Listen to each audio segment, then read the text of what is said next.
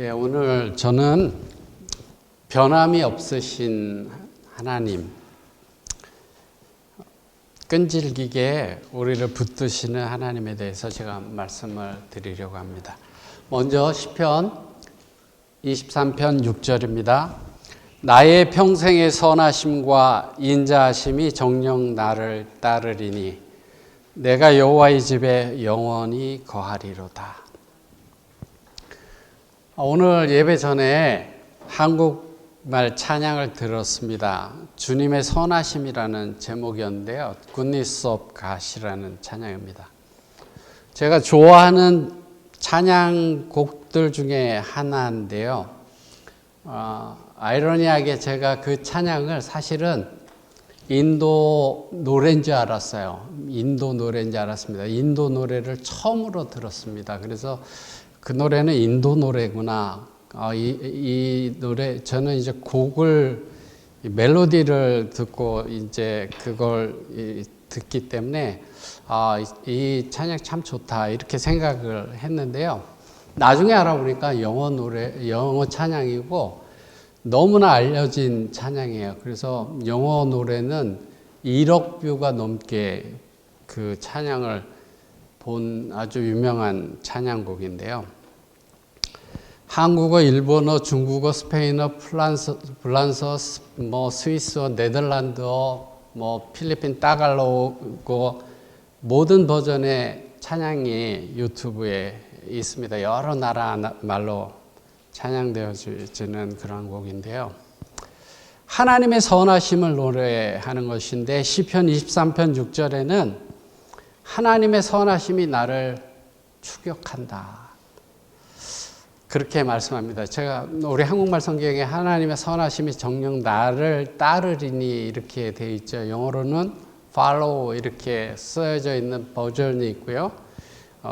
또 pursue, 그 다음에 chase after me 이렇게 추격한다라고 이렇게 번역되어져 있는 성경 말씀들이 있습니다. 저는 시편 23편 6절의 말씀을 정말 좋아합니다. 자주 생각나는 성경 말씀이고요. 이 말씀을 생각하면 하나님이 얼마나 나를 사랑하는지를 느낄 수 있어서 너무 좋습니다. 끈질기게 다가오시고 사랑하시는 하나님을 그 말씀 속에서 제가 느낍니다. 내가 하나님의 사랑에서 도망갈 수 없다라고 하는 것을 제가 그 말씀을 생각하면서 느끼게 됩니다. 혹시 제가 뒤로 이렇게 물러날지라도 머뭇거릴지라도 더 빨리 다가오시는 하나님을 그 말씀 속에서 제가 느낍니다. 하나님의 선하심과 인자하심이 내 삶의 모든 날들 속에서 나를 쫓아오신다. 그런 말씀을 생각하면서 다윗이 이 시편 속에서 그런 하나님이기 때문에 내가 주님의 집에 영원히 거하겠다 이런 고백을 하는데 그 고백이 나의 고백이 됩니다. 성경에는 하나님의 선하심을 나타내는 그런 말씀들이 많이 있는데요.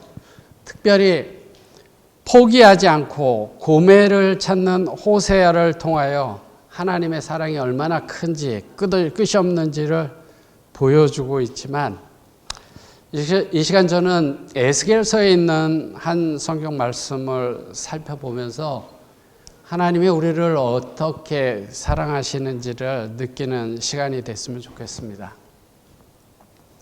에스겔서 16장 59절과 60절입니다. 나주 여호와가 말하노라 내가 맹세를 멸시하여 언약을 배반하였은즉 내가 내 행한 대로 내게 행하리라. 그러나 내가 너의 어렸을 때에 너와 세운 언약을 기억하고 너와 영원한 언약을 세우리라. 에스겔이라고 하는 선지자는 여호야긴이라는 왕과 함께 바벨론으로 포로로 끌려갔던 제사장이자 예언자였습니다. 하나님은 바벨론 땅에 다니엘이라고 하는 선지자를 두셨고요. 에스겔이라고 하는 선지자를 그 땅에 두셨습니다. 이스라엘은 예레미야라고 하는 선지자를 뒀습니다. 예레미야가 조금 앞이긴 하지만 그래도 동시대에 선지자들을 하나님께서 두셨습니다. 아직 유다 왕국이 완전히 역사 속에서 사라지기 전에 에스겔은 희망의 그 작은 실머리를 잡아보려고 발버둥 치는 유다 백성들에게 심판을 경고합니다.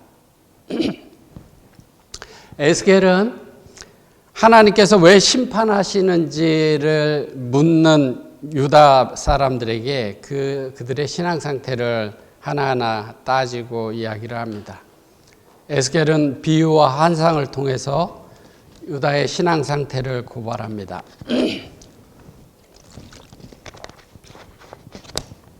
에스겔이 말하는 내용들을 보면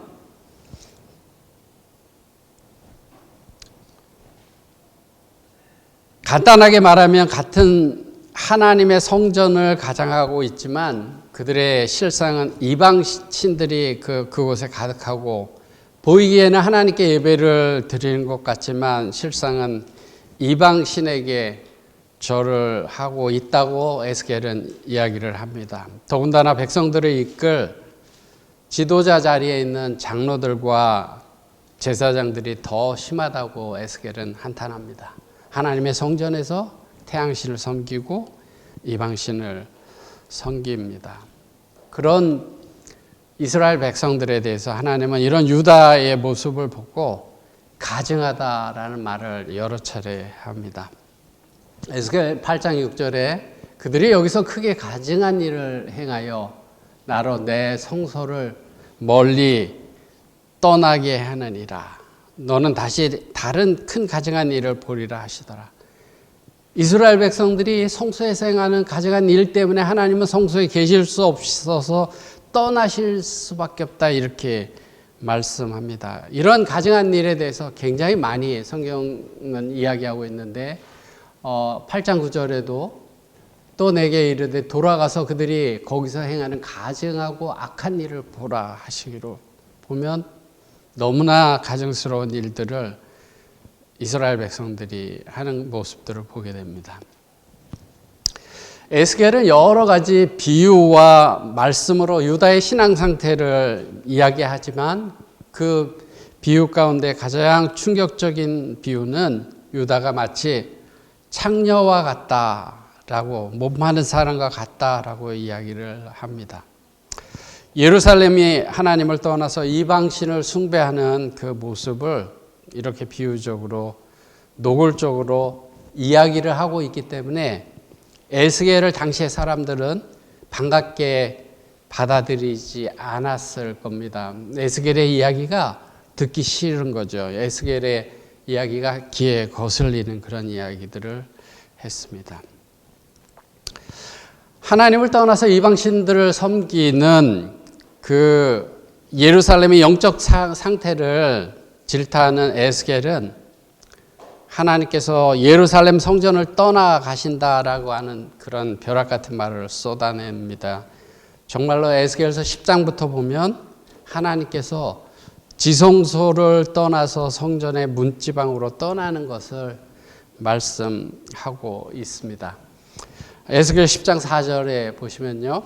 여호와의 영광이 그룹에서 올라 성전 문지방에 임하니 구름이 성전에 가득하며 여호와의 영광스러운 광채가 뜰에 가득하였고 여호와의 영광이 그룹 그 시온자 거기에 머물러 계셔야 되는데 이스라엘 백성들이 너무나 가증하기 때문에 하나님께서 그 성전을 떠나시기로 하시고 떠나는 모습입니다. 지금 그룹에서 올라서 성전 문지방에 이르렀다 이렇게 말씀합니다. 그리고 문지방을 떠나서 공중의 그룹들에게로 갔다 이렇게 말씀하는데요. 10장 18절에 여호와의 영광이 성전 문지방을 떠나서 그룹들 위에 머무르니 그렇게 말씀합니다. 그리고 거기에서 또 떠나갑니다. 그리고 성전의 동쪽 문 쪽으로 떠나간다고 말씀하는데요. 19절에 그들이 여호와의 전으로 들어가는 동문에 머물고 이스라엘 하나님의 영광이 그 위에 덮였더라. 하나님의 영광이 지성소에서부터 성소로 뜰로 해서 문으로 이렇게 멀리 떠나가는 그러한 모습을 지금 기록하고 있는 것입니다. 그리고 나서 마침내 성전과 예루살렘을 떠나서 예루살렘 동쪽에 있는 산 감난산, 그 올리브산, 그 꼭대기로 점점 성전에서 멀어져 가는 모습을 에스겔은 그림처럼 그렇게 설명하고 보여주고 있습니다. 에스겔의 이야기하는 것들을 들으면 그림이 보여지는 것 같은 거야. 하나님이 그 지성소에서 떠나셔서 성소로 바깥으로 뜰로 문으로 성문으로 해서 저 감난산 너머로 이렇게 떠나가시는 그런 모습을 그림처럼 보여줍니다. 에스겔은 유다 멸망의 원인이 바벨론과의 전쟁에서 약해서 군사력이 약해서 졌기 때문이 아니고 이스라엘 백성들이 멸망하게 되는 원인은 그들이 섬기는 이스라엘의 그릇된 신앙 때문이었다고 그렇게 말합니다. 결국 하나님은 성전과 예루살렘을 떠날 것이라고 강하게 에스겔은 선언합니다. 그런데 여기에 모호한 말씀을 하시는데요. 우리가 처음 읽었던 그런 말씀인데 제가 새 번역으로 다시 쉽게 읽어드리면 나주 하나님이 말한다. 너는 네가 한 맹세를 하찮게 여겨서 그 언약을 깼으니 나도 네가 한 것과 똑같이 너에게 하겠다. 그러나 나는 너의 젊은 시절에 내가 너와 맺은 언약을 기억해서 나의 영원한 언약을 세우겠다. 에스겔서 16장 59절 60절에 있는 말씀인데요. 여러분들 이 말씀을 읽으면 뭔가 논리적이지 않다 그런 생각이 들지 않아요?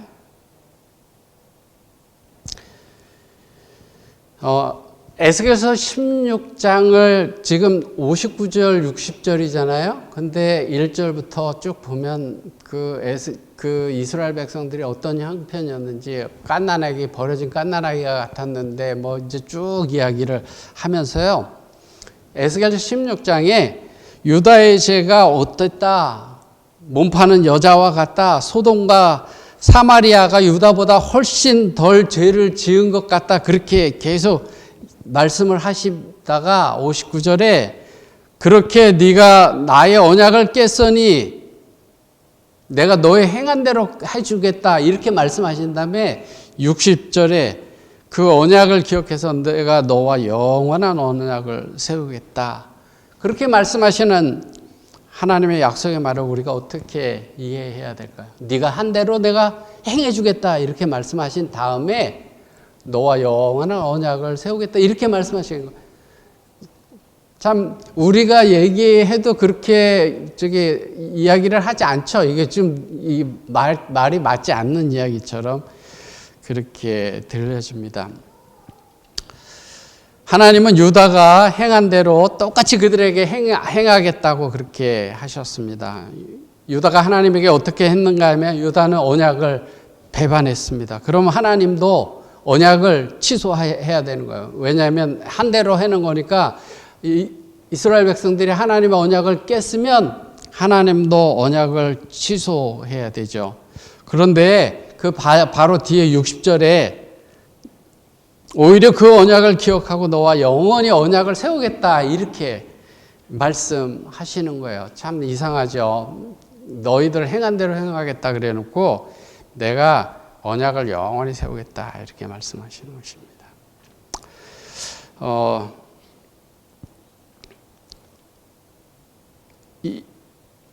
이 말씀을 우리가 좀 이해하려면요.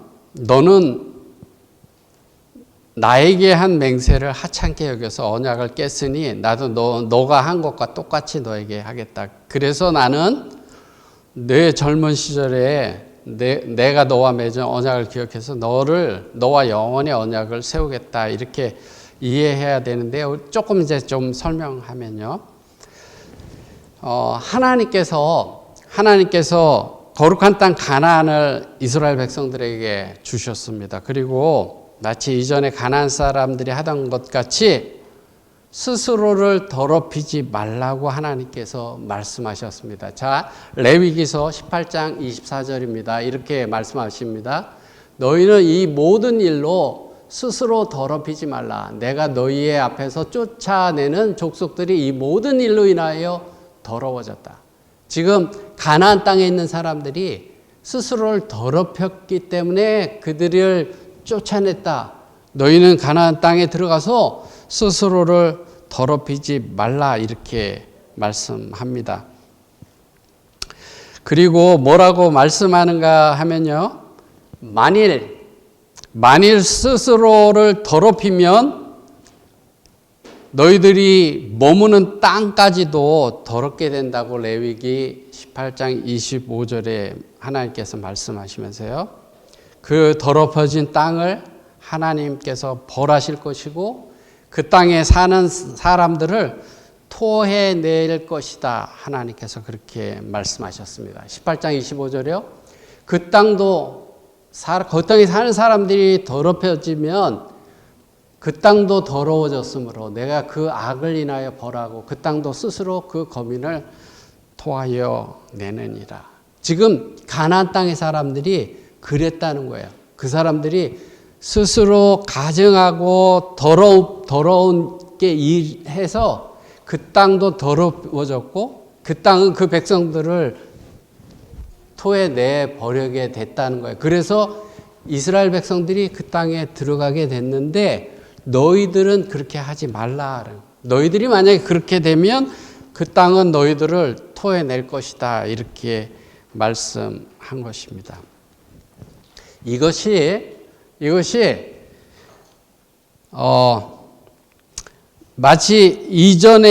마치 땅이 이전에 살던 가나안 주민들을 쫓아내고 이스라엘 백성들을 받아들인 것과 같이 자신을 더럽히고 땅을 더럽힌다면 또다시 너희 이스라엘 백성들을 토해낼 것이다. 이렇게 말씀하고 있는 것입니다. 여기 18장 28절에요. 너희도 더럽히면 그 땅이 너희 있기 전 거민을 토함같이 너희를 토할까 하노라. 하나님께서 이스라엘 백성들하고 맺는 언약은 분명합니다. 가나안 땅이 거민들이 스스로를 더럽히고 악했기 때문에 그 땅도 더러워졌고 악해졌고 그 땅은 그 백성들을 쫓아냈고 거기에 그래서 너희들이 그 땅에 들어가게 됐는데 너희도 스스로를 더럽히지 말라. 만약에 너희가 스스로를 더럽히게 된다면 그 땅도 더러워지고 그 땅은 너희를 또 쫓아내게 될 거다. 이렇게 말씀하시는 거예요. 이것이 하나님과 이스라엘 백성들 사이에 맺은 언약이었습니다. 그런데 유다 백성들이 가나안 땅을 차지하고 들어가서 가나안 땅에 대한 그 사랑도 없어지고 하나님께서 함께 해 주시는 것에 대해 감사도 없어졌습니다. 그래서 이스라엘 백성들은 하나님을 자연스럽게 떠나게 됐습니다. 하나님을 떠나는 방법은 굉장히 단순합니다. 심플합니다. 하나님과 맺은 언약을 깨트려 버리면 되는 거예요. 하나님을 떠나는 방법은 하나님과 맺은 언약을 깨면 되는 것입니다. 그리고 하나님의 언약을 깨는 것도 굉장히 쉬운데요. 율법을 지키지 않으면, 하나님의 말씀을 지키지 않으면 자동적으로 언약이 깨지는 겁니다. 이스라엘 백성들이 하나님을 떠나는 방법은 간단했어요. 하나님의 언약을 깨트리면 되는 거예요. 하나님의 말씀을 지키지 않으면 되는 것입니다. 하나님께서 말씀하셨어요. 그 땅에 들어가면 스스로를 더럽히지 말라. 더럽히면 땅도 더럽혀지고 땅이 너희를 쫓아내게 될 것이다. 너희가 더럽히지 않으면 너희는 영원히 거기에 거하게 될 거다. 그것이 하나님과 이스라엘 백성들 간의 언약이었는데요. 유다는 하나님과의 언약을 깨트리고 하나님을 떠나서 말씀을 떠나서 이방신을 섬기기 시작했습니다. 하나님과의 언약 관계가 깨어져 버린 것이죠. 하나님과의 언약 관계가 깨어지고 하나님과 이스라엘과는 아무런 관계가 아닌 그런 사이가 되어 버렸습니다. 그러면 어떻게 되죠? 그러면 하나님은 약속대로 그들을 가나안 땅에서 토해내야 하는 것이죠. 하나님은 유다 백성을 버려야 합니다. 이것이 그들과 맺은 언약입니다.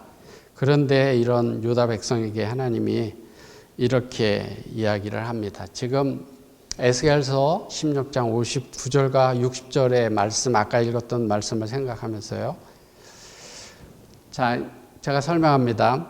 그래, 너희들이 내가 싫어서, 하나님이요, 내가 싫어서 나와의 약속을 깨트리고 이방신을 섬기고 살겠다 이 말이지. 좋다.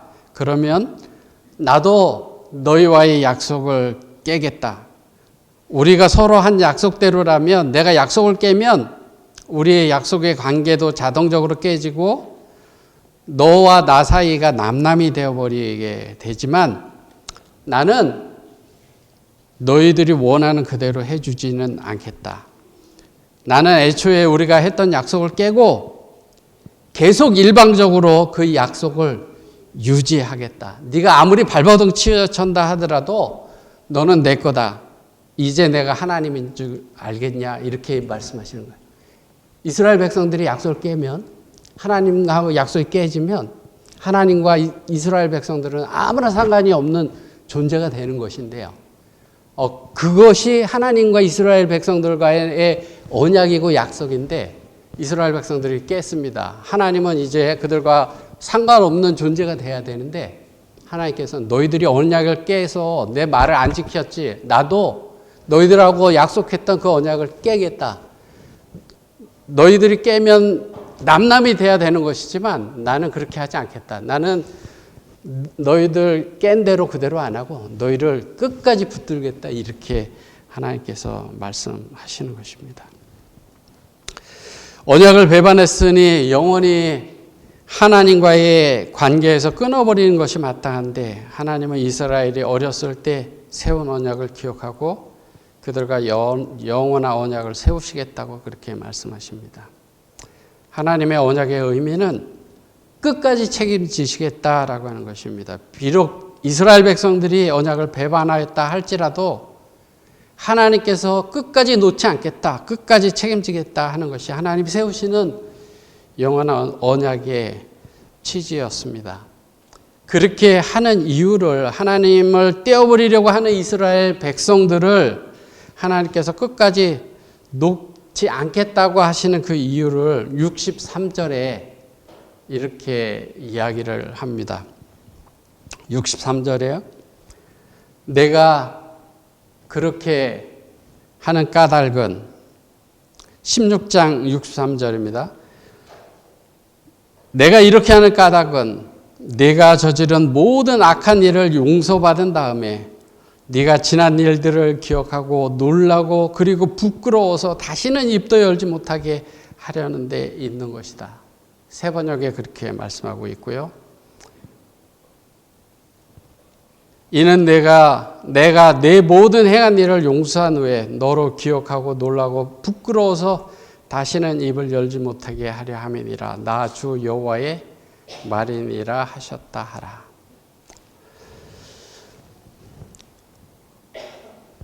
이 정도면 에스겔이 말하는 하나님은 이스라엘 백성들을 절대 놓아주지 않는 그런 분이십니다. 하나님을 멀리 떠나서 희망이라고는 찾아볼 수 없는 죄가 만연한 이 땅에 우리가 사는 이 세상도 약속대로라면, 하나님과의 언약대로라면 죄값을 물어서 그냥 죄값은 사망이다라고 하는 그대로 하나님을 떠난 모든 사람들이 노아 홍수 때 하셨던 것처럼 그냥 싹 정리하면 되는 거예요. 하나님께서 심판하시면 되는 것입니다. 그런데 하나님께서는 에스겔서에서 말씀하신 것처럼 너희들이 나를 싫어서 내가 싫어서 나와의 약속을 깨뜨리고 죄 속에서 살고 나와 상관없이 멀어지겠다 그렇게 했지만 나는 그 약속 지키지 않고 나는 내가 너희들에게 처음 했던 약속 그 약속대로 너를 끝까지 붙드시겠다 그렇게 말씀하시는 것입니다. 우리가 서로 한 약속대로라면 네가 약속을 깨면 우리의 관계도 자동적으로 깨지고 나도 원칙대로 너와 나와의 관계가 남남으로 만들어버리고 너희들 죽음으로 내몰 수도 있지만 너희들이 원하는 그것을 내가 해줄 수 없다. 그러니 나도 우리가 처음에 했던 약속을 깨고 계속 이 약속의 관계를 일방적으로 유지하겠다. 그렇게 말씀하시는 거예요. 하나님께서 범죄한 이스라엘 백성들, 이 약속을 깬 이스라엘 백성들에게 그대로 언약적으로 행하셨다면 살아남을 사람 아무도 없는 거야. 하나님께서 오늘 우리에게 그렇게 하신다면 살아남을 사람이 아무도 없습니다. 우리가 언약을 깨뜨렸을 때 하나님께서 너는 언약을 깨뜨리고 나와 멀어지려고 하지만 나는 너 원하는 대로 그렇게 하지 않고 나는 너를 붙드는 것으로 할 거야. 나는 언약을 지키지 않고 내가 이전에 맺었던 그 언약을 끝까지 밀고 나갈 거야. 이렇게 말씀하시는 것입니다. 그래서 내가 너희들을 살려둘 거다. 아무리 발부둥 쳐도 너희는 내 거다. 자, 내가 이제 하나님인 줄 알겠지. 그렇게 말씀하시고요. 죽어야 되는 우리를 놓지 않고 사람의 몸으로 이 땅에 오셔서 결국 우리를 위하여 십자가에 달려 돌아가시고 살려주시는 놓지 않고 끈질기게 붙드시는 하나님을 에스겔은 우리에게 소개하고 있습니다. 하나님으로부터 벗어나고 싶었던 유다 백성들은 유다 백성들에게 하나님은 도망갈 수 없는 그런 분이셨습니다. 어디든지 끝까지 찾아가시고 놓지 않으시는 분이셨습니다. 이렇게 끈질기게 붙드시는 주님, 언약을 우리가 깨트려도 여전히 붙드시는 주님의 사랑을 생각하며 63절의 말씀을 기억하면 우리가 정말 부끄러워 말을 못할 지경입니까? 우리가 하나님의 언약을 깨트렸어요. 그래서 죽을 수밖에 없고 멀어질 수밖에 없고 관계가 없어질 수밖에 없는데 하나님께서는 그럼에도 불구하고 붙들어 주셔갖고 나중에 그걸 깨닫게 됐을 때 부끄러워서 하나님 앞에 말 못하고 하나님의 사랑은 너무나 크시구나 하는 것들을 느끼고 감사할 수밖에 없게 하시겠다. 하나님께서 그렇게 하시는 것입니다. 하나님의 용서,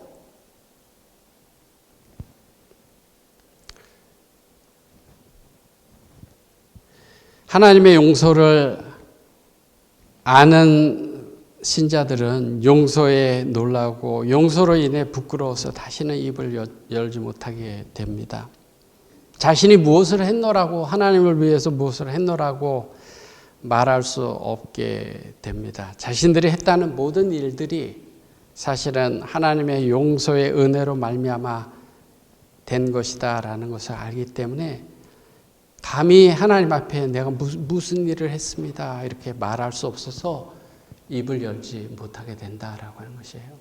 우리가 하늘나라 가게 되면 여러분들이 순교의 자리에 섰다 하더라도 그런 경험을 했다 하더라도 그렇게 신실하게 살았다 하더라도 하나님 앞에 내가 이렇게 신실하게 살았습니다 이렇게 이야기하려고 섰을 때 하나님께서 내게 베풀어 주신 사랑과 은혜를 생각할 때 우리는 아무 말도 할 수 없을 거라고 하나님께 우리의 면류관을 던지며 찬양할 수밖에 없을 거라고 그렇게 말씀하고 있습니다. 주님은 우리를 끈질기게 붙잡고 놓아주지 않으시는 사랑의 하나님이십니다. 우리를 구속하시는 하나님의 끈질긴 사랑을 생각하면 하나님이 주신 말씀과 멀리했던 나의 지난 날이 부끄럽고 무엇이라 말씀드릴 수 없고 그저 주신 사랑에 감사하며 안심하며 기뻐하며 살아갈 수밖에 없습니다. 요한일서 3장 1절에 이렇게 말씀합니다. 보라, 아버지께서 어떠한 사랑을 우리에게 주사 하나님의 자녀라 일컬음을 얻게 하셨는고 우리가 그러하도다. 주의 선하심과 인자하심이 평생 날마다 나를 추격하고 쫓아온다. 시편에 있는 말씀처럼요. 그런 사랑으로 우리를 사랑하셔서 하나님의 자녀라 이 일컬음을 얻게 하셨다. 이렇게 말씀합니다. 내가 잘했기 때문이 아니라 끝없는 하나님의 사랑 때문입니다. 하나님은 우리를 한번 사랑하시면 어떤 일이 있어도 중간에 포기하지 않는 분이십니다. 한번 사랑하면 끝까지 사랑하신다고 말씀합니다. 요한복음 13장 1절에요. 세상에 있는 자기 사람들을 사랑하시되 끝까지 사랑하시느니라. 배반하고 언약을 깨트리고 이제 하나님과 우리의 관계가 끝났습니다. 이렇게 하더라도 하나님은 나는 너를 놓지 않는다. 붙잡아 주신다라고 하는 사실입니다. 그 사랑에 감격해하고 감사하며 기뻐 찬양하며 살아가는 우리가 되기를 바라면서 말씀 드리겠습니다.